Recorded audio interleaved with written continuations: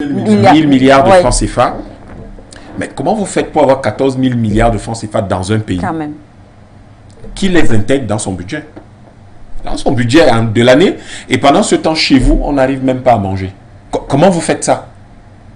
Voilà les bizarreries de l'Afrique.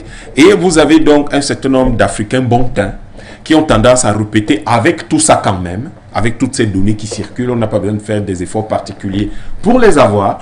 Et vous avez ces données et vous avez des gens qui sont des Africains bon teint qui soutiennent le discours de la propagande européenne et occidentale qui va vous dire l'Afrique est un continent pauvre. C'est là où, sur la couche politique, les dirigeants, en créant un peu plus de synergie à minima, hein, c'est le minimum, les synergies, mais particulièrement une démarche d'unification du continent, devraient changer de discours et porter aujourd'hui, ou disons formuler aujourd'hui un discours continental qui se fonde sur ces données-là.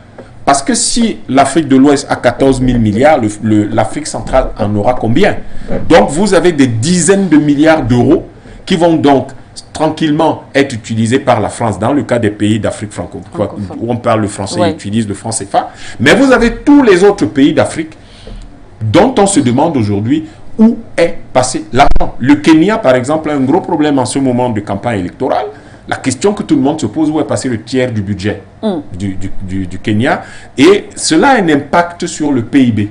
Tout à fait. Et du coup, la question que vous me posez, la réponse pourrait être non, en réalité, le fait est que le discours actuel est un construit qui soutient et légitime une propagande qui doit nous présenter notre continent et nos peuples comme des peuples pauvres, comme un espace de pauvreté, alors qu'en réalité, il faudrait qu'on change de discours et que les chefs d'État, dès que chacun s'est départi de son ego, dès que chacun s'est départi de principes tout à fait étranges, comme l'intangibilité des frontières, donc soutenant l'idée qu'on ne peut pas constituer un État fédéral continental, ce qui serait plutôt plus viable pour tout le monde, parce que c'est un marché d'1,5 milliard d'habitants. L'entrepreneur chinois ou l'entreprise d'État chinoise, quand on fait son business plan, on ne table pas sur 27 millions d'habitants du Cameroun. On ne table pas sur 2 millions d'habitants, je sais pas, du Gabon ou de la Guinée équatoriale. Il tape sur 1,5 milliard d'habitants de consommateurs potentiels. Et ça peut être le cas pour l'entrepreneur africain demain, si nous avions un État fédéral africain. Voilà, Paul est là, je poursuis bien sûr avec vous. Alors finalement, le docteur Yam le rappelait, il faut changer de discours aujourd'hui. Alors comment est-ce qu'on peut déjà résumer la politique africaine, la politique économique africaine face justement à ces, on va dire, plus ou moins, on les qualifie de puissance. On a la France, on a bien sûr la Russie, on a la Chine. Pour revenir un peu, pour brosser un peu le bilan de ces différentes coopérations avec l'Afrique. Alors, le destin de l'Afrique qu'on appelle de tous nos voeux et qui doit justement changer de paradigme et de trajectoire par rapport à une vision de souveraineté politique, économique, culturelle et tout ce que vous voulez, va commencer à prendre corps lorsqu'on aura des dirigeants et non des voix autorisées. J'ai bien aimé l'expression de Yam Timba. Parce qu'en réalité, nous n'avons pas, malheureusement, pour l'essentiel des pays africains, nous n'avons pas de dirigeants. C'est un abus de langage. On n'a pas de dirigeants. Il faut prendre le sens même du terme. Des dirigeants. Ceux qui sont là, ce sont des voix autorisées, ce sont des chefs d'État, parce qu'ils sont chefs d'un État. Mais ce ne sont pour l'essentiel, hein, je dis bien, ni des dirigeants, ni encore moins des leaders. Parce que le dirigeant, en réalité, décide les mains libres pour le compte de son peuple, de son pays. Un leader avance et emmène son peuple selon une vision bien précise pour le bien-être de son peuple. Vous avez malheureusement, du fait du néocolonialisme qui est encore court dans nos États africains, des chefs d'État, des voix autorisées donc, qui sont en réalité des mandataires de l'Occident. Ça, c'est le cœur du malheur de l'Afrique en réalité. Mais vous pensez que pourquoi est-ce que pendant les périodes des guerres d'indépendance, on a assassiné tous ceux qui réclamaient l'indépendance et eux, ils ont mis ceux qu'ils voulaient mettre justement dans le cadre de cette pseudo-indépendance. C'était pour assurer la continuité des sales besognes de la colonisation. Et la colonisation, c'était quoi? C'était de venir piller sur place et de se servir juste de l'Afrique comme une base arrière de matières premières pour pouvoir nourrir les économies occidentales. Et donc, quand les pseudo-indépendances arrivent, il y a donc des gens qui sont mis à la tête des États africains, oui. Soit dit en passant, qui, à l'origine de la colonisation pendant la conférence de Berlin, ont été définis selon les intérêts occidentaux. Donc, le découpage même de l'Afrique tel qu'il est en ce moment est un découpage qui est fait à dessein et dans le dessein impérialiste. Absolument. Et donc, quand vous avez cette réalité-là, quand vous tenez compte de cette réalité, mais vous comprenez tout le problème de l'Afrique. Parce que comment voulez-vous que je sois un chef d'État et que je tienne mon siège de l'adoubement de Paris ou de Washington et vous me demandez en même temps de plaider, de prendre fait et cause pour mon peuple? C'est contradictoire. Et c'est pour ça que vous avez, dès qu'un chef d'État a la moindre velléité de travailler pour le compte de son peuple, il est assassiné. Ou il est mis de côté, ou il y a un coup d'État. D'où la multitude de coups d'État en Afrique. Et malheureusement, les Africains, pour une bonne partie, ont encore une lecture biaisée de la réalité. En disant, oh, l'Afrique c'est un continent maudit, il y a des coups d'État, on est pauvre, comme disait Yam Timba tout à l'heure. Mais de quelle pauvreté on parle? C'est complètement ridicule. Il a donné des chiffres hyper éloquents. Mais le problème, justement, c'est qu'on se soumet encore à la vision, on se regarde encore dans le regard, dans les yeux de l'autre. C'est-à-dire qu'on s'analyse, les Africains s'analysent et s'apprécient, se valorisent selon les critères de valorisation des Occidentaux qui en réalité sont des critères de dénigrement dont il n'est pas question justement qu'ils remettre les choses dans leur réalité et dans leur contexte. Est-ce que c'est ce qui explique, par exemple, si on revient aux différentes visites effectuées par, restons peut-être précisément avec le président français, au Bénin, en Guinée-Bissau, au Cameroun, il annonce quand même des aides. Il annonce des aides, des financements de Paris sur un certain nombre de projets dans ces différents pays. Est-ce que vous connaissez un pays sur Terre, même sur Mars, si tant est qu'il y ait de la vie là-bas et qu'on puisse l'analyser, est-ce que vous connaissez un seul pays qui puisse se développer? Je n'allais même pas dire qu'il se soit développé, ça n'existe pas. Mais même qu'il puisse, même à l'avenir, se développer par l'aide, ça n'existe pas. Ça n'existe pas. Mais pourquoi accepter ces aides? Est-ce que ça rentre dans le cadre de la coopération? Alors, c'est pour ça que j'ai tenu à commencer par la notion de dirigeant, de leader, qui est contraire à celle de juste un chef d'État ou d'une voix autorisée. Mais parce que justement, ceux-là vont courir pour prendre ces aides. Mais ces aides, ce n'est pas pour le compte de leur peuple. Ce n'est pas pour développer leur peuple. Mais on vous dit que l'essentiel de nos réserves de change sont maintenues pour les pays de la zone CFA dans les comptes du Trésor public français, dans les comptes d'opération donc. Et vous avez, au lieu d'utiliser le fruit de notre dur labeur, le commerce extérieur, l'essentiel de ces fruits-là sont retenus dans les comptes d'opération d'un pays impérialiste et prédateur qu'est la France. Mais ce pays dit vous aider en vous apportant un peu d'argent à travers l'Agence française de développement et d'autres. Mais vous ne voyez pas qu'il y a une incongruité? La seule aide qui puisse être, si tant est qu'on attende quelque chose d'eux, c'est que notre liberté économique et monétaire soit rétablie. Et ça passe donc par la fin des comptes d'opération. Parce que quand la France vous dit qu'elle va vous aider, alors prenons un exemple, vous avez parlé de la tournée de ces différents, notamment de Sergueï Lavrov, le président Macron, du président Macron, l'un pour le compte de la Russie et l'autre pour la France. Alors regardez bien, en dehors des espaces géographiques couverts par les deux et des choix des pays, regardez bien ce qui s'est passé avec M. Macron. M. Macron est dans une logique de, je dis dans sa tête, dans une logique de précaré français. Il vient au Cameroun, il va au Bénin. Vous allez me dire, la Guinée-Bissau, c'est un pays lusophone. Mais la Guinée-Bissau, quand vous connaissez un peu l'historique, vous comprenez bien, en dehors de l'époque d'Amilcar Cabral, vous comprenez bien que c'est aussi une sorte comment dire, de soumis après tous les dirigeants qui ont suivi à l'impérialisme occidental et même français dans une certaine mesure. Mais vous regardez les déplacements de M. Lavrov, vous avez l'Égypte, vous avez l'Éthiopie, je pense l'Ouganda et le Congo. Tout à fait. Donc, en termes même de vision, vous comprenez bien que la France est dans une histoire de « il faut que je préserve ce que je pense être à moi ». La Russie n'a jamais été un pays, un colonisateur. N'en déplaise aux propos injurieux et déplacés, et même j'allais dire d'amnésie sélective de M. Macron. Mais la Russie n'a jamais colonisé aucun pays. La Russie n'a jamais été un pays impérialiste. En tout cas, nous, on regarde les choses sous le prisme de notre réalité africaine. Pourquoi vous voulez qu'on aille s'occuper de... Ah, ils ont quand même... Nous, le rapport de la Russie, entre la Russie et l'Afrique, là, c'est quoi? Il est vierge en termes de contentieux historique. Alors, en plus de cela, regardez bien comment ça s'est passé. Monsieur Macron est venu, et c'est vous qui le dites, et c'est bien de le rappeler, il est venu, comme à l'habitude des présidents français, faire des promesses. Zéro réalisation, rien de concret. On va, la démocratie, les droits de l'homme, et puis on va former quelques ingénieurs. Ça, c'est la France.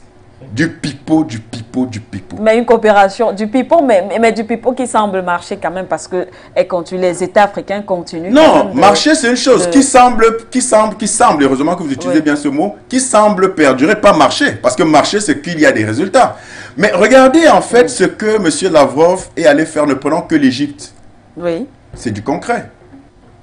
La création de la première centrale nucléaire africaine. Est-ce que ce n'est pas du concret? Quand on parle de centrale nucléaire, ça fait appel à quoi? Ça fait appel à l'industrialisation. Et l'industrialisation, c'est quoi? C'est l'autonomie, c'est la génération de revenus, ainsi de suite. Tout à fait. De cette envergure, je voulais dire, en termes d'envergure, merci. Je voulais dire en termes d'envergure, parce que c'est... Voilà. Donc, quand vous prenez ça, et que vous considérez donc les deux démarches de chacun d'eux, vous comprenez bien que l'Afrique, il n'y a même pas à se poser des questions. Je veux dire en termes de choix d'un partenaire, puisque c'est ça la thématique. Bien sûr, oui. Russie, Afrique ou France, Afrique, ou ainsi de suite. Chine, Afrique, il n'y a pas photo. Maintenant, quand on parle de bloc, on voit bien que d'un côté, vous avez, dans tout ce que vous avez cité, vous avez la Russie, vous avez la Chine, vous avez l'Inde, vous avez... il y a le Japon, il y a la Turquie, il y a les États-Unis. Voilà. Oui. Ce qui devrait intéresser l'Afrique, et le raisonnement que tout Africain devrait avoir, c'est de se dire, mais prenons les choses simplement, parce que parfois on n'est pas obligé de parler des choses aériennes. Prenons les choses simplement. Vous êtes dans une relation, Manuela, où votre partenaire déjà s'était forcé. On vous l'a imposé. Il vous pille, il vous spolie, il vous humilie, il vous mutile toute la vie. Il assassine vos grands-parents, tout ça là. Bref, il fait les pires exactions. Vous avez un passé, même un passif avec cette personne. Donc, vous savez très bien ce que vaut cette personne, c'est-à-dire rien du tout. C'est votre pire malheur, votre pire cauchemar. Et vous avez quelqu'un d'autre qui a aussi un passé avec vous, mais pas un passif, et qui n'a pas eu la même ampleur de relation avec vous, mais qui, vous avez quand même vu ses agissements, et vous regardez aussi son passé en dehors de votre relation, c'est-à-dire que vous faites quand même des études pour dire que bon, il a eu telle compagne, il y a 10 ans, il a fait ci, et vous vous rendez bien compte que la Russie, en l'occurrence, reste, et le bloc de l'Est, en fait, enfin, la Russie et les BRICS en général, reste le meilleur pari. C'est-à-dire qu'en termes de risque, c'est le risque le plus raisonné. Donc, il n'y a même pas à tergiverser, à savoir, on est dans une relation éculée avec la France où les méthodes sont habituelles, passéistes, et qu'elle veut pérenniser. Et quand on regarde aussi le schéma de ceux qui lorgnent et qui font la cour à l'Afrique d'un point de vue économique, regardons aussi leur situation économique à eux, pour savoir si on va continuer à aller s'accrocher sur quelqu'un qui est en train de chanceler et qui va nous entraîner dans sa chute, ou alors aller vers ceux qui représentent, que ce soit en termes de population, que ce soit en termes de marché, que ce soit en termes de puissance, que ce soit en termes de relations historiques avec l'Afrique. Il n'y a pas photo par rapport aux Occidentaux. Donc, s'il faut faire un choix, le choix de la raison serait donc d'opter pour les BRICS et privilégier des relations nouvelles avec cela et redéfinir de fond en comble, selon nos propres notre propre vision et nos propres intérêts, Oui. des relations avec des pays comme la France et ceux de l'Europe et de l'Occident. Merci une fois de plus à vous. Alors, docteur Yamb, on va peut-être poursuivre à partir de l'analyse de Paulela. Justement, il y a des analystes qui estiment que, contrairement en tout cas à ce qu'il vient de dire, que c'est plutôt l'autre bloc, c'est-à-dire la France, les États-Unis, qui serait plus intéressant pour l'Afrique, parce que lorsqu'on regarde, sur le plan économique bien sûr, lorsqu'on regarde la Chine, on regarde la Russie et bien d'autres, la coopération, oui, elle est certes existante, mais on parle plus de coopération entre autres militaires et tout. Ils estiment en tout cas qu'avec la France et bien sûr les autres États alliés, il y a comme quand même une certaine des réalisations économiques. On voit quand même un échange entre les différents États. La France est présente sur le plan économique, même si on parle d'aide, on n'est pas toujours d'accord. Il y a quand même cela, il y a la construction plus ou moins des infrastructures, contrairement aux pays comme, entre autres, la Russie. Je vais vous répondre par deux points d'entrée. Oui. Le premier point d'entrée, je n'arrive pas à comprendre qui sont ces experts et s'ils vivent avec nous. Peut-être qu'ils vivent dans un petit village français et donc ils ont l'impression qu'il y a les vignobles partout dans le monde. Mais ce n'est pas le cas. Il n'y a pas de vignobles partout dans le monde, Paulela. Vous savez, tout à l'heure, nous on parle de choses concrètes. Hein. On n'est pas dans une imagination débridée. Dans l'actualité économique, je crois que vous avez insisté sur le problème de la pénurie de carburant. De carburant, oui, exactement. Parlons-en de façon concrète. Oui.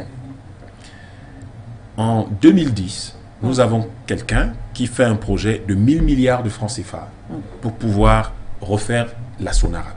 Oui. Projet Sonara 2010, complexe pétrochimique, on améliore le raffinage, on peut utiliser le pétrole du Cameroun. Oui. On peut produire 100 mégawatts d'électricité.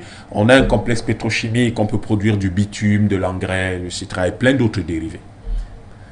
Là, notre pays va claquer entre 300 et 500 milliards de francs CFA pour la rentrée scolaire. Mais la plupart des gens oublient que l'essentiel des fournitures scolaires, c'est fait en plastique. Et ça vient c'est des sous-produits du raffinage de pétrole. Un tel complexe pétrochimique nous aurait permis aujourd'hui, 12 ans plus tard, d'économiser une grande partie de l'argent que nous allons mettre dans que nous allons envoyer dans des pays étrangers pour avoir des fournitures scolaires. Vous avez la pénurie de carburant. Vous avez des difficultés. Le coût de construction d'un kilomètre de route a explosé. C'est quelque chose qui coûte extrêmement cher. Parce qu'on est obligé d'importer du bitume. Alors que nous produisons du pétrole. Nous exportons du pétrole. Nous avons d'ailleurs un pétrole très recherché, extrêmement riche. Nous n'avons pas de carburant et ça semble surprendre les gens. Mais ça ne surprend pas les gens parce qu'on n'a pas investi. Mais pourquoi est-ce qu'on n'a pas investi? On n'a pas investi du fait des mécanismes du franc CFA. C'est pour ça qu'on n'a pas investi et qu'on n'a pas fait refait la Sonara. Du coup, aujourd'hui, on n'aurait pas de problème de carburant puisque nous serions pas aller acheter du pétrole en Ukraine. Apparemment, l'Ukraine produit tout. Je crois que l'Ukraine, ils ont toutes les ressources minières, ils ont toutes les usines de la planète. On ne serait pas dans cette situation puisqu'on aurait notre raffinerie qui fonctionnerait. Vous voyez? Oui. Pourquoi on n'a pas investi? Alors qu'en décembre 2021, on avait quand même 4518 milliards de francs CFA, putativement, semble-t-il, dans le compte des opérations. On n'aurait pas pu utiliser 1000 milliards pour faire ça? Nous avons... Nous n'allons pas... Les choix que nous devons opérer doivent être des choix que nous faisons froidement, lucidement. Nous ne sommes plus nous ne sommes pas dans la propagande comme certains qui vont vous dire « Ouais, mais l'Afrique est pauvre. » Non, on ne fait pas de la propagande, nous. Nous, on fait des choix rationnels parce que les agents économiques sont rationnels et nous sommes rationnels. Et la rationalité veut que si nous avons 4500 milliards de francs CFA quelque part et que nous avons un projet stratégique, un projet qui est, au Cameroun, on appelle ça structurant. Oui, le projet structurant. Voilà. Mais là, on a un vrai projet structurant. Parce que ce projet-là, vous êtes obligé en amont de rationaliser l'approvisionnement en pétrole. Or, il n'est pas loin, il est à Bakassi, il a 2 pas. Il a 2 pas. le nombre d'emplois que cela aurait pu générer aurait pu stabiliser cette région. Peut-être qu'on aurait même que le conflit n'aurait même jamais commencé. Peut-être qu'il n'aurait jamais commencé au vu du nombre d'infrastructures qu'on aurait dû construire. Au moins un pipeline, des puits de pétrole, des pipelines pour ramener le pétrole vers l'usine, les emplois. Il y en aurait eu des dizaines de milliers. La cause, c'est la France-Afrique. Mais la cause, c'est les mécanismes du franc CFA. Parce que du fait du contrôle que la France exerce sur cette monnaie, Oui. qui est, eh bien, elle décide de ce que vous achetez, de quand vous l'achetez, à qui vous l'achetez, de votre développement, à quelle vitesse vous développez, quel est le contenu de votre développement et quelles sont les orientations de votre développement, quelle est la vitesse de votre développement. En fait, c'est la France qui décide si vous devez respirer. C'est ça que ça veut dire. Donc, on n'a pas investi. Et ça, c'est le fait qui est constatable, même par les aveugles. On n'a pas investi. Et aujourd'hui, nous avons des fils dans les stations-service qui nous disent on n'a pas de carburant. Mais vous avez de l'argent en France. C'est quand même une situation incroyable. Vous avez de l'argent en France. Vous avez une raffinerie qu'il faut refaire. Et vous avez des stations-service qui devraient distribuer vos produits pétroliers. Vous avez des consommateurs qui sont de plus en plus nombreux. Ceux qui étaient là en 2010 sont nettement moins nombreux que ceux que nous avons en 2022. Quel est votre problème? Pourquoi les consommateurs n'ont pas le produit? Et on vous dit que l'argent que vous avez dans les comptes d'opération reste là-bas pour votre bien, parce que ça garantit la convertibilité limitée. Et on applaudit, on dit c'est très bien, on le laisse là-bas, on souffle et on dit c'est super parce qu'on a un taux d'inflation maîtrisé. Et on présente ça comme quelque chose d'extraordinaire. Moi, je ne comprends pas du tout le taux d'inflation de 4% dont on parle. Lorsque vous avez le litre, c'est même criminel. Lorsque vous avez le litre d'huile de cuisine qui coûtait à la fin de l'année derrière 1100 ou 1150 francs. 1150, oui. Et que vous l'avez aujourd'hui à 1800 francs. 1800. Je ne sais pas si ça fait 3%. Bon, je ne sais pas, peut-être que certains parmi nous ne sont pas très forts en maths, mais je crois quand même que tout de suite on se rend compte que c'est pas 3%. Ils vont te dire que c'est un panier de produits et que ça nivelle et que c'est la moyenne. Non, ils racontent des histoires parce que justement les produits de première nécessité, je n'en connais pas un seul qui n'a pas bondi au minimum. Je crois que celui qui a bondi le moins, c'est le pain. Encore que si vous cherchez bien. Très bien. Parce que même le grammage aussi, hein, voilà, on peut regarder à ce niveau-là aussi. Si vous cherchez bien, c'est beaucoup plus important que ce que nous présente. Donc, en fait, ça c'est la première grille, le premier point d'entrée. Le deuxième point d'entrée, et vous comprenez sur la base de ce premier point d'entrée, que ce que les gens nous présentent comme étant l'option la meilleure, mais c'est l'option criminelle, suicidaire. Parce que le franc CFA, c'est un outil terroriste. Terroriser un peuple, c'est susciter l'effroi, la peur, etc. C'est ça qu'on appelle terrorisme, par un acte destructif. Et le franc CFA, c'est une arme de destruction massive. C'est une arme terroriste. Parce que, à cause du franc CFA, on n'a pas de carburant. Sauf que ne pas avoir de carburant signifie quoi? Que l'ambulance ne peut pas venir vous chercher chez vous si vous êtes malade. Oui. Que vous ne pouvez pas prendre de taxi si vous êtes malade, donc vous allez mourir. Ça veut dire que tout ce qui se vend va coûter beaucoup plus cher. Or, le taux d'inflation de la BEAC est dépassé depuis une éternité, qui devait être de 3%. Mais tout le monde sait que largement au-delà. Je ne sais pas du tout quelle est la chose qui n'a pas augmenté. Peut-être le timbre fiscal depuis l'année dernière. Et donc, on peut dire qu'on a un nivelle par rapport à ça. Mais le volume de timbre fiscal par rapport simplement à l'eau, oui. L'eau minérale qu'on peut boire, je crois que c'est beaucoup plus cher et c'est beaucoup plus important la quantité d'eau qu'on boit que le nombre de la quantité de thèmes fiscaux qu'on va. Donc je ne sais pas de quel nivellement on va. Soyons patients, attendons la prochaine loi des finances. Ben oui, je l'espère bien.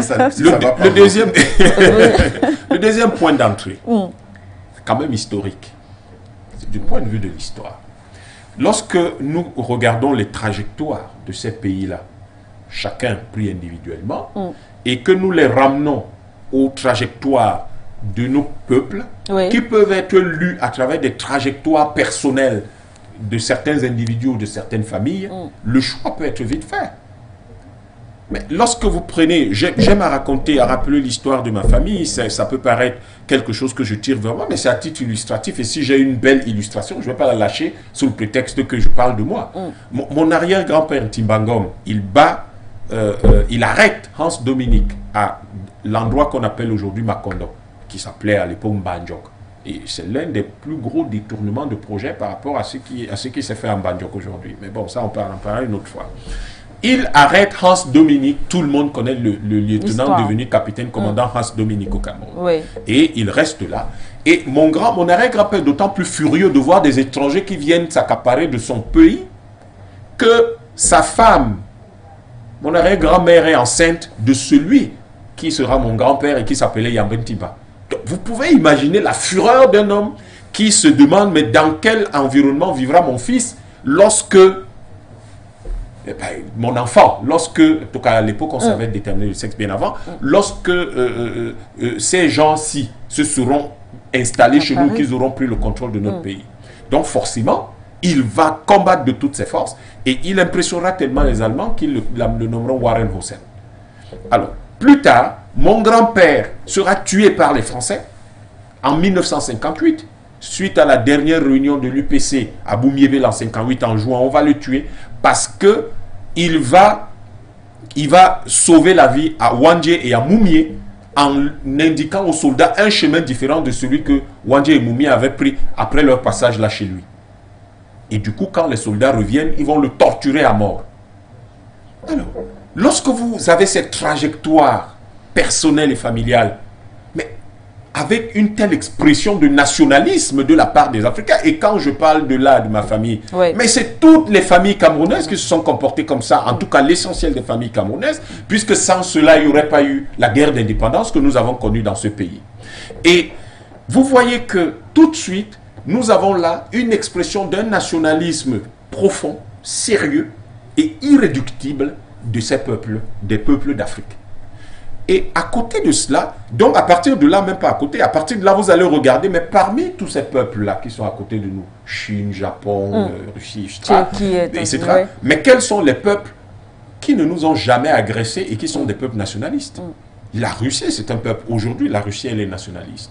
Et elle n'a jamais agressé le Cameroun. Bien au contraire, je ne sais pas par quelle magie nous tardons à fonder notre relation avec la Russie sur une base historique qui est bien connue. Hannibal Petrovitch, il est parti de Garwaïchi.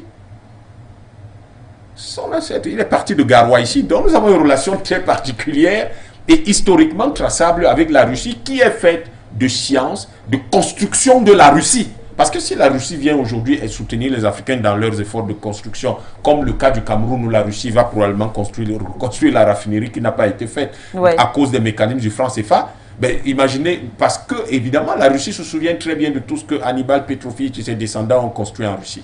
Donc vous avez cet élément de ce deuxième point d'entrée, vous avez ce premier élément de grille d'analyse. Et sur le plan historique, l'autre élément, ça va être quoi? L'autre élément, ça va être la tradition révolutionnaire. Mais parmi tous ces pays, quels sont les pays qui ont une tradition révolutionnaire? Parce qu'en 1957, lorsque Oumiové fonde le concept de nationalisme révolutionnaire qui va être sublimé en 60 par le texte de Moumié et de Wandje qu'on appelle la science de la révolution, vous voyez le lien, quand vous les lisez, vous voyez très bien comment Lénine parle, comment Mao Tse-tung parle. Je crois que historiquement, lorsque vous établissez ces différents points de convergence et de connexion, vous savez quel est le peuple qui vous ressemble le plus du point de vue de la trajectoire historique et du point de vue des idéaux sociaux que vous défendez et que ces peuples-là aussi défendent. Mais ce qui est encore pire, mais contre qui ces gens-là se défendent-ils? Vous avez le sentiment que ces gens se défendent tous contre l'ethnie européenne. Bien sûr. Tout à fait. Alors, si les gens se défendent contre l'ethnie européenne, exactement comme vous qui êtes agressé par cette même ethnie européenne depuis des siècles, comment ça va se passer?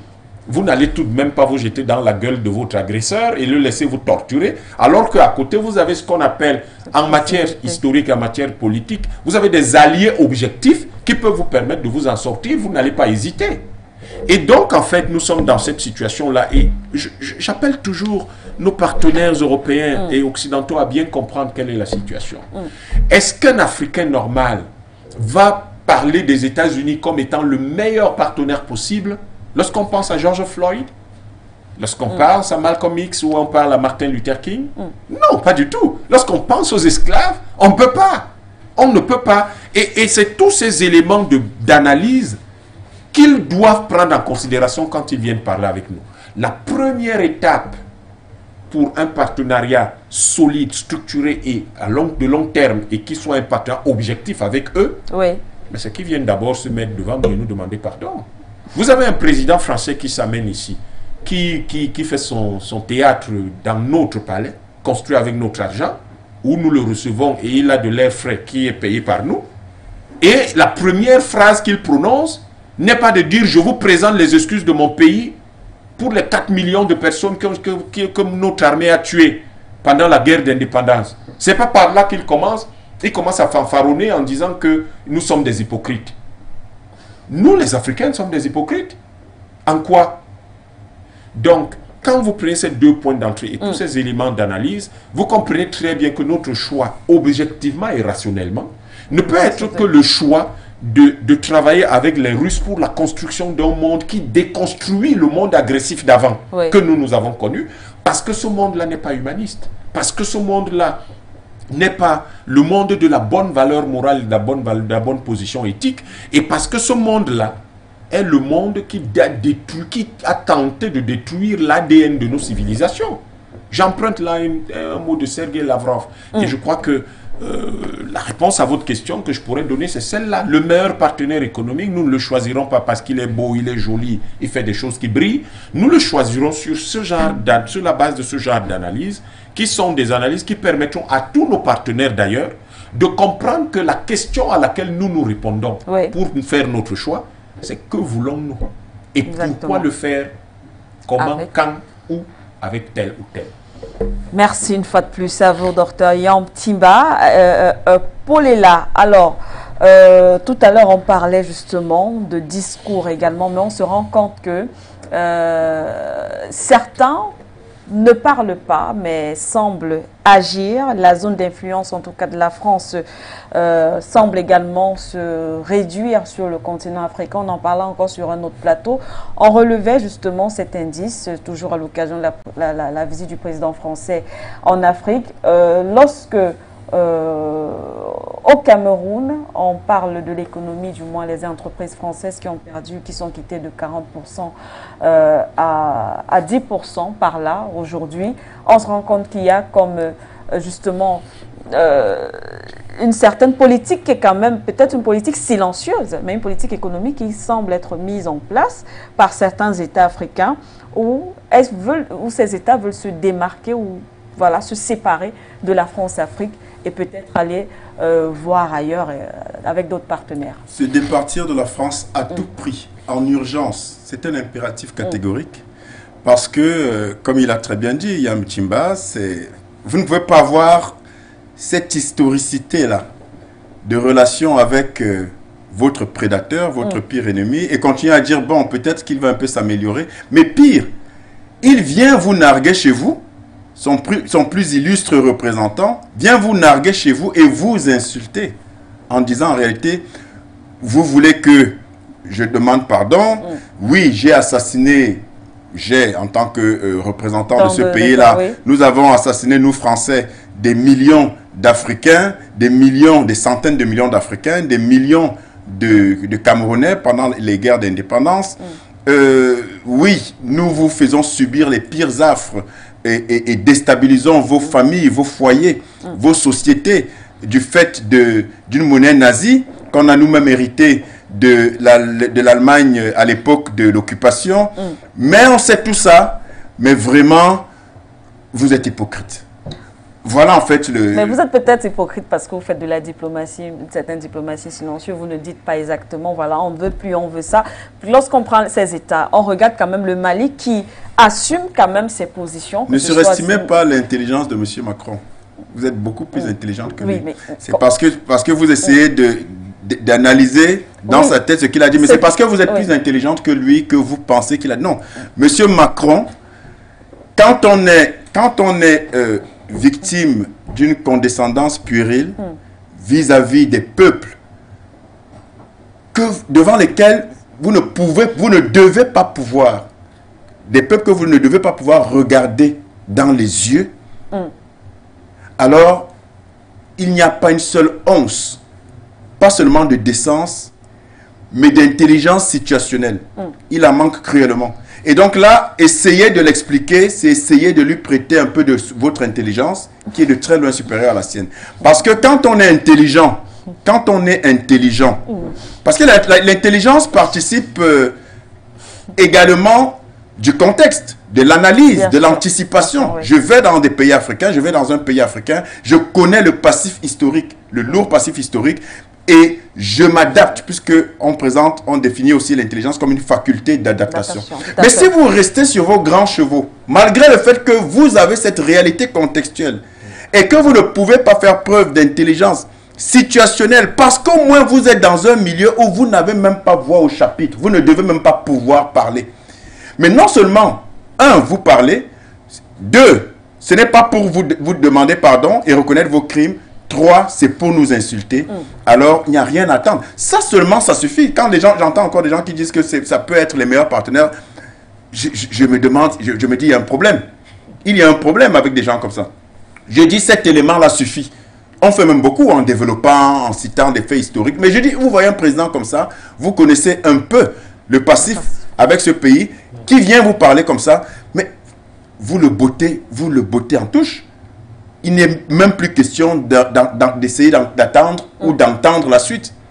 Alors, vous avez un pays comme la France, l'Europe et l'Occident en général, qui sont aux abois. Je rappelle ce que la journaliste française a dit elle-même. La France qui était à 40% de part de marché en termes d'investissement en Afrique et qui est tombée à 10%. En réalité, elle dit 10%, mais c'est 9,6%, c'est encore moins. Mais je vous rappelle aussi que les investissements directs étrangers, on en parlera tout à l'heure, au Cameroun, pour ne parler que du Cameroun, venant de l'Union européenne, ont régressé, mon cher Yam Timba, de 35,4%. C'est-à-dire qu'on a une baisse drastique de 35,4% qui représente plus de 341 milliards de francs CFA. Ça, c'est les chiffres, les statistiques de 2020. Et les bénéfices? Les bénéfices? Oui. Non, mais quand on vous parle déjà de régression, en réalité, ne cherchez même plus les bénéfices. C'est-à-dire que, pour faire simple pour nos téléspectateurs, on avait une part de marché, prenons voilà, un gâteau, prenons même un gâteau, on a un gâteau, moi j'ai 40% de ce gâteau-là. D'accord?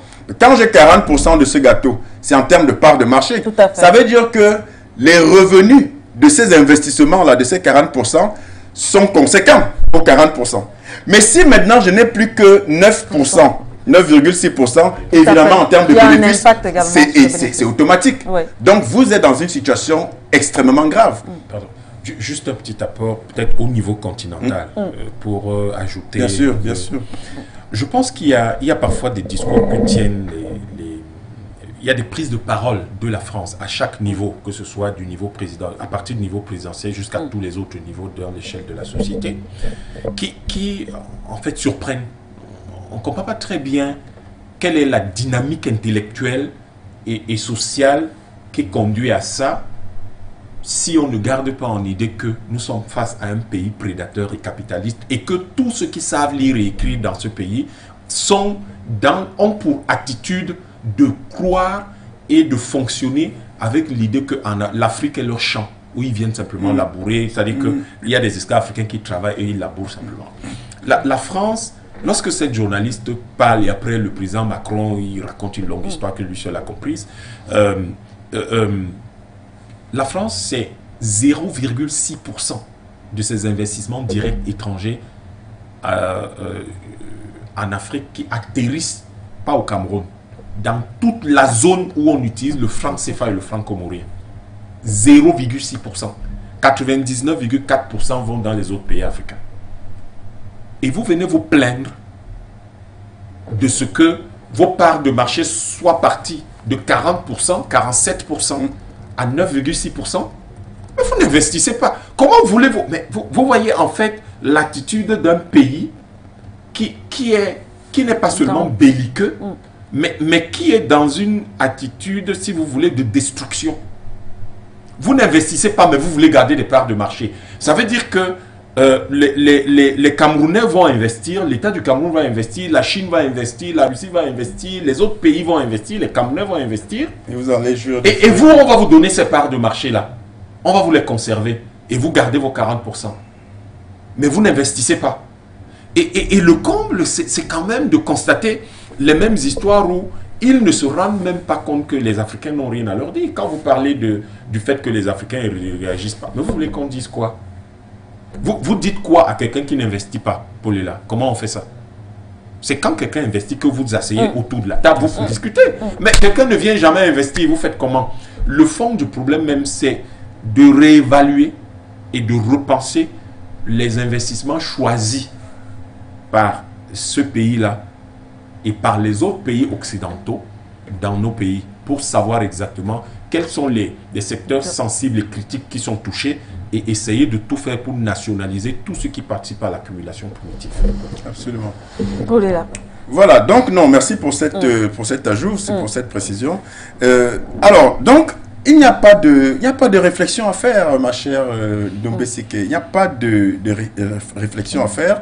On a un Occident qui est, comme on l'a dit, à suffisance et à l'envie sur ce plateau, aux abois, et qui est dans une situation où, justement, ils font les yeux doux à l'Afrique. Vous avez entendu les 6 000 milliards, c'est 600 milliards de dollars, je crois, que les États-Unis disent devoir investir en Afrique, avec, je pense, un sommet il y a un sommet en fin d'année qui est annoncé, voilà. Sommet Alors, États-Unis-Afrique.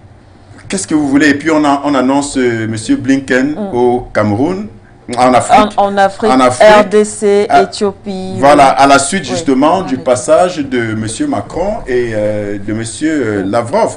Mais vous comprenez bien que c'est le bal des déstabilisés pour l'Occident. C'est-à-dire que M. Macron n'a pas réussi sa mission, alors il faut revenir. Il faut venir corriger. Voilà, en Afrique, aussi bien là où Sergueï Lavrov est passé que là où M. Macron est passé ou n'a pas pu passer.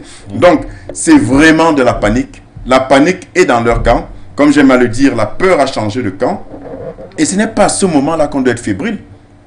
Du tout. C'est Kendoumbe. Ce n'est pas à ce moment qu'on doit être fébrile. Commencer à se dire que vraiment, si on les abandonne... Je vous rappelle que, je l'ai dit à une autre émission, je pense que c'était hier, et c'est la vérité, il faut le vérifier. C'est la vérité. Je pense que c'est Yam Timba qui m'avait inspiré ça sur un autre plateau il y a quelques semaines. Mais la puissance américaine qui nous fait tant trembler là, c'est à Hollywood, hein, c'est dans les films. Rambo là, Schwarzenegger, Terminator et tous les gens là, c'est dans les films. Force, tout ça. Mais oui, c'est la vérité. C'est la vérité. Soft power. Non, là même c'est même... Le soft power même encore serait même encore plus... C'est-à-dire que si c'était même le soft power. Mais justement, ils veulent nous impressionner avec des choses, avec des fictions. Mais vous pensez que l'industrie du cinéma américain, on y met tant de milliards de dollars, pourquoi? Mais c'est pour vendre des chimères, pour justement se doter d'une image qui n'est pas la réalité. Et ça a très bien marché, ça continue de marcher parce que les gens vont dire quoi? Les Américains ils sont très très très forts, très très... Mais dans la réalité... Regardez toutes les guerres où se sont engagés les Américains. Je ne parle pas des agressions. On sait qu'ils ont exterminé les Indiens d'Amérique. On sait comment ils ont agressé l'Irak. Je ne parle pas d'agression et du terrorisme américain. Je vous parle de guerre, c'est-à-dire qu'on va en guerre. Je m'impatiente. Je m'impatiente qu'on me donne la liste des guerres gagnées par les États-Unis. La France, n'en parlons pas. Ils ont gagné la Deuxième Guerre mondiale. Encore, et c'est faux. Et là encore, c'est faux. Et merci de dire ça parce que c'est l'idée qu'on véhicule. Mais l'URSS de l'époque a perdu plus de la moitié de toutes, comment dire, plus de la moitié des victimes de guerre, aussi bien militaires que civiles, de la Seconde Guerre mondiale. Yam Timba me précise 25 millions. 27 millions. Ce sont les Russes. Et ce sont les Russes qui gagnent cette guerre. Et ils l'ont fait quasiment seuls, ça a été dit ici. Ils ont gagné cette guerre face à l'Allemagne quasiment seuls. Et du côté de la France, c'est les Africains qui libèrent Paris. 67 000 hommes. Là où la France est même n'a mobilisé que 53 000 hommes. Voilà. Donc en réalité, vous voyez qu'on vit, et en réalité ce mensonge séculaire-là, cette propagande mensongère-là, c'est à tous les niveaux. Culturel, spirituel, économique, politique. C'est des chimères qu'on nous vend. C'est des chimères. Et le problème, c'est que ces chimères-là sont introduites dès le bas âge dans nos livres scolaires. où on nous raconte comment les Churchill et les Leclerc et tout le reste et les De Gaulle étaient des héros, alors qu'en réalité, ils n'ont fait que bénéficier des sacrifices des martyrs africains. Donc, non, quand on se rend compte qu'on a affaire à des menteurs patentés, ben, on n'a pas à tergiverser. Est-ce que le fait que la Russie, en tout cas, le rapprochement économique de la Russie vis-à-vis de l'Afrique n'est pas aussi, dans un sens, motivé par le fait qu'elle soit, parce qu'on dit, hein, il y a quand même des conséquences au niveau des sanctions économiques qu'elle subit de la part de l'Union européenne. Est-ce que c'est pas aussi parce qu'elle est un peu affaiblie par ces différentes sanctions que la Russie, elle également, de son côté, essaye de se rapprocher encore un peu plus de l'Afrique? Alors, certainement pas, parce que, prenons des faits, hein, certainement pas, parce que dans cette guerre, dans cette situation de conflit ukrainien, on nous a annoncé, vous savez très bien, qu'on nous a annoncé que c'était la fin de la Russie et qu'ils allaient être asphyxiés. Oui. Mais je ne comprends pas le niveau de bêtise des Occidentaux, des dirigeants occidentaux, des dirigeants de ceux qui tiennent le système capitaliste occidental. Mais en fait, c'est vrai. Mais vous savez très bien que quand vous êtes dans une forêt et que vous retombez sur le même arbre, c'est que vous êtes perdu, non? Bien sûr. Dites-moi une seule sanction économique venant des Occidentaux contre un pays qu'ils ont jugé être ennemi qui a porté du fruit. Ça n'existe pas. Vous voulez qu'on parle de Cuba? Vous voulez qu'on parle de la Corée du Nord? Vous voulez qu'on parle du petit Burundi, là, qui connaît un essor économique depuis qu'ils sont sous embargo? Oui. Mais ils reprennent les mêmes méthodes éculées et inefficaces. Est-ce que ça, c'est de l'intelligence? Mais l'intelligence, c'est la faculté d'adaptation. Ça veut dire que tu as constaté que ceci ne marche pas. Mais quand tu t'entêtes sur les mêmes méthodes éculées qui ne marchent pas, mais c'est de la bêtise. Il n'y a pas d'autre explication. Alors, que la Russie cherche des partenaires, mais c'est légitime. Que la Russie cherche des partenaires, c'est légitime. J'ai vu M. Macron très énervé au Cameroun, qui a prononcé le mot Russie au moins une quarantaine de fois. Ou une trentaine. 14 fois, alors qu'il a prononcé le mot Cameroun 6 fois. Ça, c'était pendant la conférence de presse. En dehors, je crois que c'est au moins une cinquantaine de fois. Mais vous voyez, mais ça dénote, ça montre clairement où est la panique. Mais est-ce que la Russie n'a pas le droit, bon sang, de chercher des partenaires? Qui plus est, avec des alliés qui ne datent pas d'aujourd'hui. Et le président Paul Biya lui rappelait que, bon, tu es peut-être jeune, mais je pensais que ton dynamisme là était aussi intellectuel. Je veux dire ton agitation. Parce qu'en fait, ouais, la Russie, mais on n'a fait que renouveler un partenariat qui existait. Et ces partenariats renouvelés en Afrique, je veux dire qui existaient déjà en Afrique, ne sont pas comme militaires. Je vous rappelle que le Mali de Modibo Keïta, quand Modibo Keïta, je pense en 1960, 61 ou 62, disait à la France de partir parce qu'une présence de militaires au Mali étrangère, ce n'est pas de la souveraineté. Et lui de rappeler à la France l'épisode de 44-45, quand les Américains voulaient garder, après le débarquement de Normandie du 6 juin 44, voulaient garder leur base militaire. Mais Paul est là. Le barrage d'Akosombo que Kwame Nkrumah construit au Ghana et qui lance l'activité économique au Ghana, c'est les Russes. Alors? Le barrage d'Assouan, c'est les Russes. Alors? Mais pourquoi est-ce que ce sont les Russes qui le construisent? Mais parce que l'Angleterre refuse de construire ce barrage au Ghana. Et que les Américains et les Anglais refusent de construire le grand barrage d'Assouan. Mais voilà. Mais est-ce qu'il y a... donc, avec tous ces faits, toutes ces références factuelles, historiques, on voit bien où est le concret. C'est du côté de la Russie. Ils sont concrets, ils sont conséquents, ils disent ce qu'ils vont faire. Regardez les opérations militaires de l'Occident dans le monde. Prenons le cas des États-Unis, prenons le cas de la France. Regardez comment ça s'est passé en Libye. Regardez comment ça s'est passé en Côte d'Ivoire en 2010. Regardez en Afghanistan. Ce sont des agressions. Regardez l'attitude de M. Poutine avant la sécurisation via les opérations militaires qui ont cours actuellement en Ukraine et aux frontières de l'Ukraine. Il prend 1h30 pour vous expliquer ce qu'il va faire. Et il vous dit pourquoi il va le faire. Et il vous dit qu'il a patienté depuis au moins 2014. Depuis au moins. Et il a supporté les provocations, ainsi de suite. Donc, voilà le bonhomme qu'on appelle agresseur, qu'on appelle impérialiste, qu'on appelle dernière puissance coloniale en Europe et dans le monde. Mais attendez, à un moment donné, il faut se poser les vraies questions et regarder là où il y a comment dire, de la consistance en termes, que ce soit en termes intellectuels, que ce soit dans les actes, que ce soit dans la sincérité même. Et il n'y a pas à tergiverser. La Russie a tout à fait le droit, comme tout autre pays, de chercher des partenaires. Et nous, Africains, nous avons le droit et même le devoir de nous défaire des partenaires vicieux avec des contrats viciés. Et nous sommes à même de décider quand même ce qui est bon pour nous. Alors, qu'on continue de... Ça, c'est pour ça, ça les regarde. Hein. Les Français, nous, qui pensent que nous sommes comme... qui avait dit là, c'est Montesquieu, à la fin du 19e siècle, quand il était... Vous savez que c'était l'un des principaux laudateurs de la colonisation. Montesquieu qui disait sur l'Afrique que ce sont des peuples restés dans l'enfance. Et ces gens-là...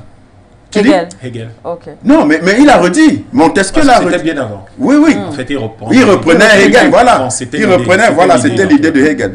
Donc, merci. Et donc, mais vous vous rendez bien compte que ils ont gardé ce truc-là. Et heureusement que tu me rappelles que c'est Hegel, mais ça continue avec Montesquieu. Non, voilà. Mais je veux dire que tu vois une continuité. Ouais. Et maintenant, M. Macron... mais quand comment il s'appelle, Sarkozy était venu insulter les Africains en disant que l'Afrique n'est pas rentrée dans l'histoire. Mais c'est le discours pro-colonisation de Victor Hugo. Bien sûr. Je pense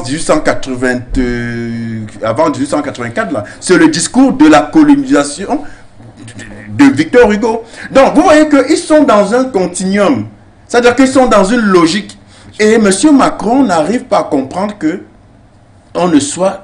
enfin, dans sa tête, on est toujours dans c'est cette enfance-là qu'a défini Hegel et Montesquieu, puisqu'il nous dit que le fait qu'on dise qu'on ne veut plus la France, on ne veut plus se laisser piller par la France, le fait qu'on lui rappelle les crimes de la France en Afrique, lui, il nous dit que c'est parce qu'on est payé par M. Poutine. Et donc, on ne pense pas par nous-mêmes. Et donc, on est hypocrite parce qu'on ne reconnaît pas la bonté infinie de la France. Parce qu'il nous dit, la France, c'est votre pays ami.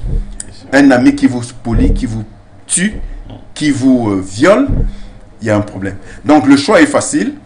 La Russie a le droit de chercher les partenaires et nous avons le devoir de définir qui est le meilleur allié économique. Bien sûr.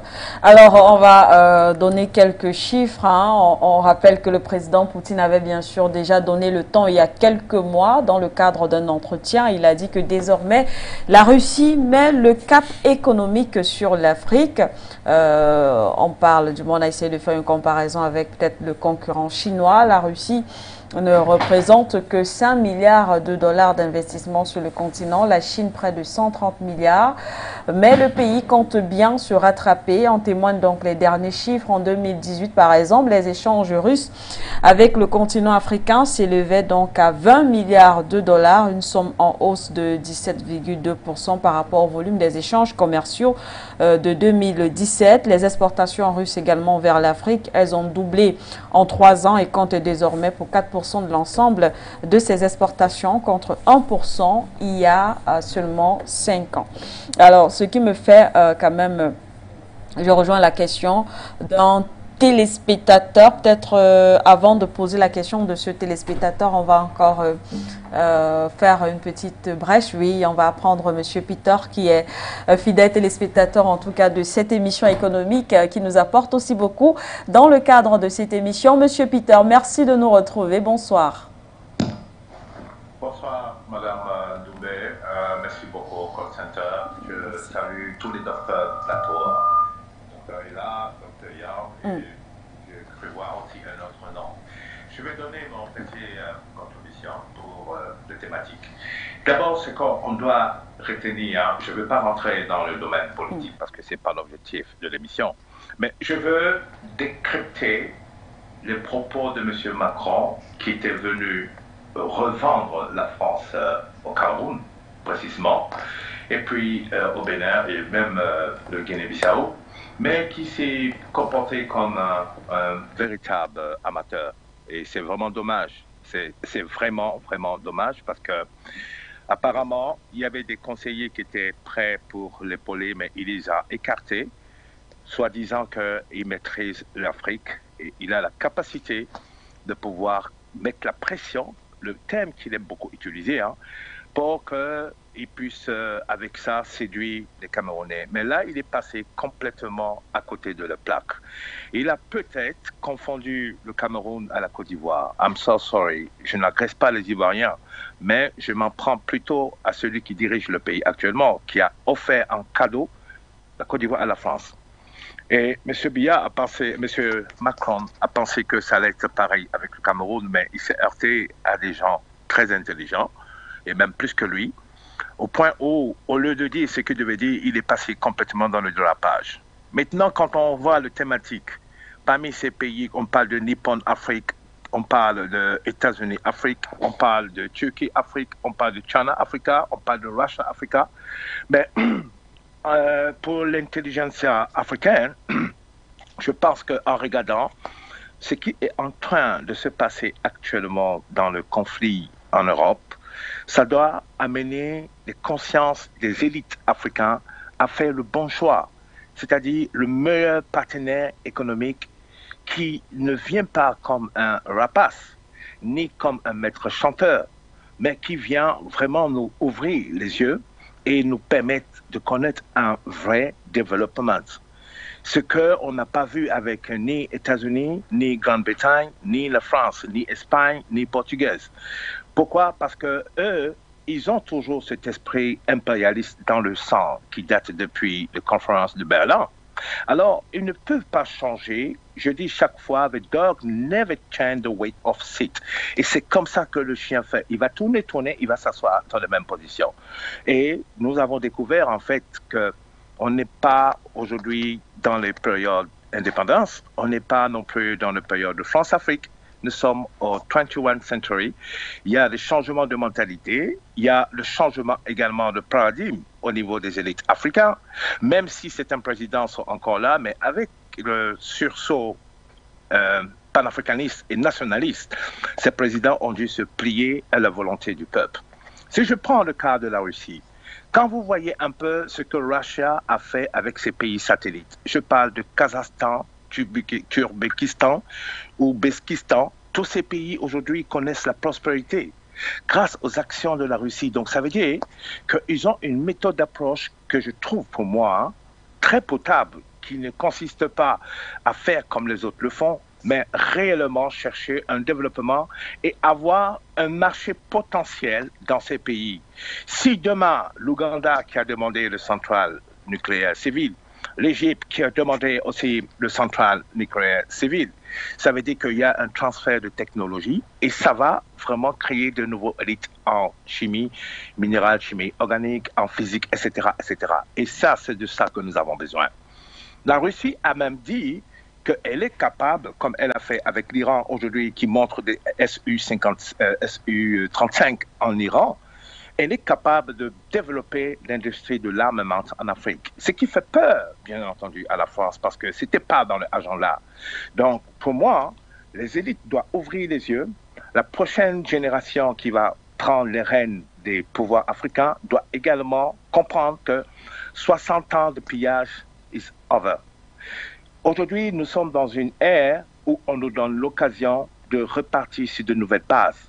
Et je crois, selon moi, la méthode russe, elle est la meilleure.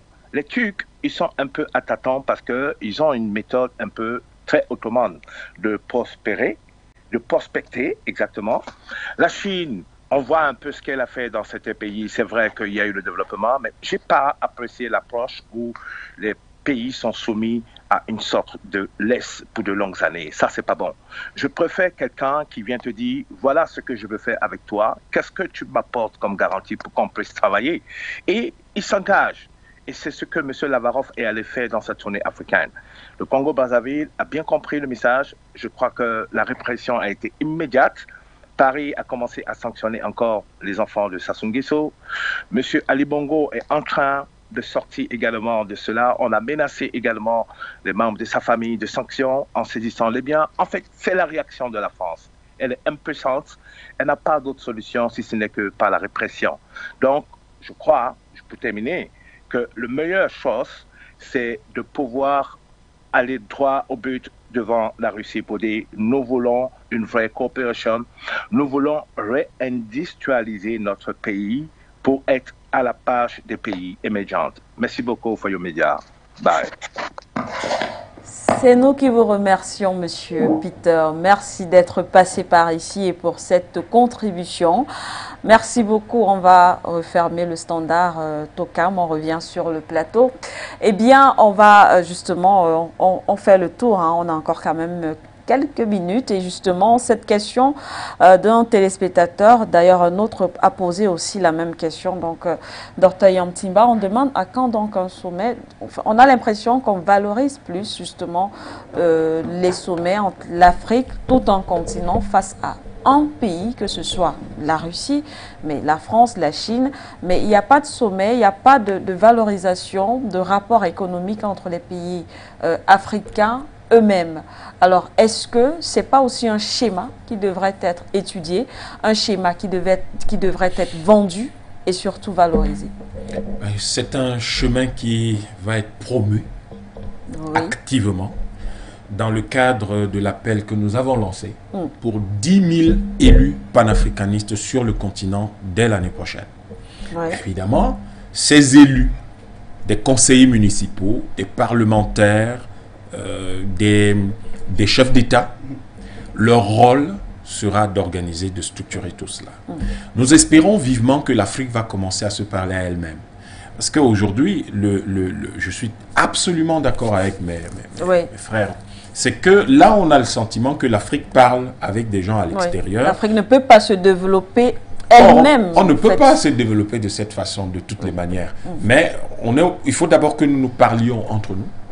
Et c'est le fait de parler entre nous qui va nous permettre de répondre à la question fondamentale qui est celle de savoir que voulons-nous. Dès que nous disons que voulons-nous, eh bien, nous le déclinons en une vision, en un ensemble de programmes et en un ensemble de projets.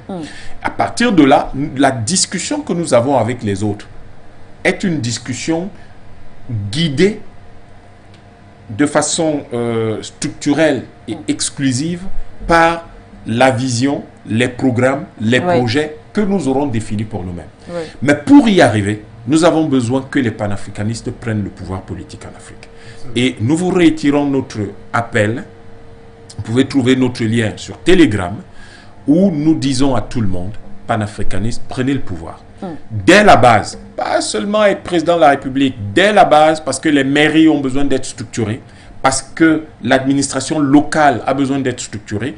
Et notre objectif, c'est que vous occupiez les 3 différents niveaux, qui sont les niveaux de l'économie et les niveaux de la politique, c'est-à-dire le niveau local, le niveau régional, le niveau national et mondial.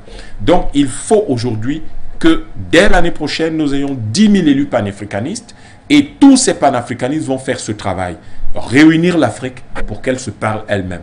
Mais je précise, quand nous disons panafricaniste, nous ne sommes pas seulement en train de parler du continent. Nous parlons de Haïti également, nous parlons des Antilles, nous parlons partout où les Africains se trouvent, parce que c'est une synergie de notre peuple que nous mettons en place. Et ce peuple-là doit se restaurer et se repositionner, se projeter à nouveau dans le futur, dans un but qui est simple, qui est celui de construire le bonheur et la puissance qui va protéger le bonheur de notre peuple. Et cela, tout en participant, parce que tel est notre rôle d'aîné du monde, tel est notre rôle d'aîné des peuples, c'est de promulguer les lois et de prendre les décisions de chefs d'État qui permettent justement que cela se produise. Nous avons besoin de pouvoir décider pour nous-mêmes. Nous ne décidons pas seulement nous ne décidons pas du tout sur les plateaux de télévision, dans les livres et tout le reste. Mais ça, c'est l'action que nous devons continuer à mener pour continuer à sensibiliser tout le monde et à essayer d'expliquer et de comprendre ce qui se passe dans le monde aujourd'hui en Afrique. Mais nous avons la deuxième étape qui est celle de dire nous devons prendre le pouvoir politique. Et c'est parce que nous aurons conquis le pouvoir politique que nous allons pouvoir décider souverainement de ce que l'Afrique sera demain. Merci à vous, Dr Yam Timba. Peut-être un mot en quelques minutes avant de passer au mot de l'écho. Oui, je souscris totalement. Écoutez, moi, je suis toujours, mais alors toujours, et je serai toujours preneur de tout ce qui constitue l'action. Oui. Parce que j'aime à dire que seule l'action libère. Et ce que Yam Timba vient de dire là, c'est de l'action, c'est du concret. Oui. Voilà. Le travail de conscientisation que nous faisons est évidemment et éminemment important. Pas seulement important, il est indispensable.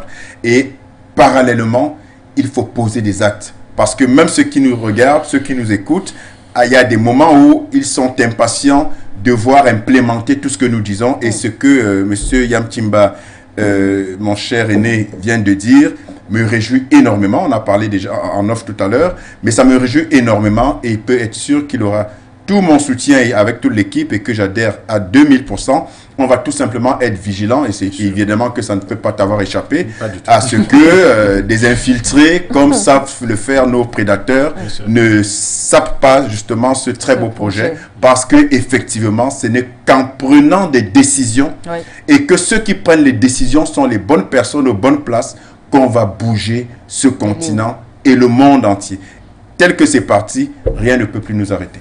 Merci à vous, cher monsieur. On va prendre quelques minutes pour le mot de l'économie avant de sortir. La transition, ensuite, on revient.